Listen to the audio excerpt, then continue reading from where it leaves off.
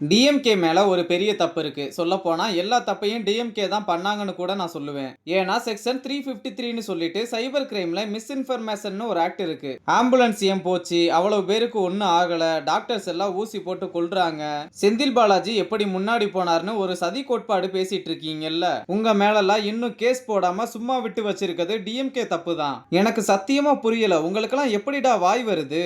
இதுல ஒரு narrative set பண்றீங்கல்ல, விஜய்க்கு சோகம், அவர் ஓடிட்டாரு, அவருக்கு சோகம் தாங்க முடியாம அவர் பேசாம போயிட்டாருன்னு. அப்போ எப்படி அவர் ஒரு லீடரா இருக்க முடியும்? எனக்கு இது புரியவே இல்ல. இப்ப இங்க இருக்கிற அரசியல் தலைவர்கள் அத்தனை பேரும் ஜெயிலுக்கு போனவங்க, தடியடி வாங்கினவங்க, போலீஸ் கிட்ட அடி வாங்கினவங்க, ஜெயிலுக்கு போயிருக்காங்க. உங்க அண்ணா இந்த பிரச்சனைக்கே ஓடி போயிருவாருன்னா அவரை எப்படி தலைவர்னு கொண்டு வர்றீங்க? அவருக்கு நீங்க மட்டும் ஓட்டு போடல, நானும் தமிழ்நாட்டுல தான் இருக்கேன். ஒருவேளை உங்க அண்ணன் சிஎம் ஆகி தொலைஞ்சிட்டா, என் சிஎம் பிரச்சனைன்னு வந்தா ஓடிடுவாருன்னா அவர் எப்படி சிஎம் ஆவாரு? இது ஒரு விழிப்புணர்வு அறிவிப்புன்னு நினைக்கிறேன். ஒரு ஜெனரேஷனே ஒரு நடிகர் பின்னாடி போய் அடிபட்டு சாவற அளவுக்கு ஒரு கேவலமான சமூகத்துல இருக்கோம்னு நினைச்சு வெக்கப்படுறேன். அது எதுவுமே இல்லாம ஐ ஸ்டாண்ட் வித் விஜய்னு பேசிக்கிட்டு இருக்கீங்க.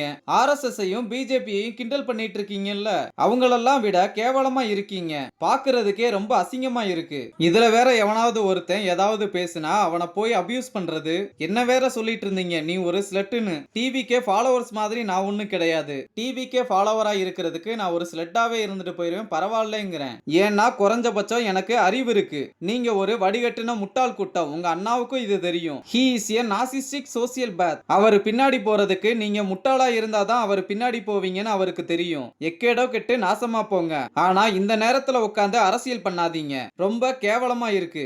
எனக்கு என்ன சொல்றதுனே தெரியல. நான் கிவ் அப் பண்றேன். ஏன்னா டிவிக்கேல இருக்கவங்க கிட்ட எல்லாம் பேச முடியாது. மனுஷங்களே இல்ல அவங்க கிட்ட எல்லாம் பேசுறதுக்கு. இத சொல்றதுக்கு தான் இந்த வீடியோன்னு இளம்பெண் பேசிய வீடியோவை சாட்டை துரைமுருகன் தனது சமூக வலைதளத்தில் பகிர்ந்திருக்காரு.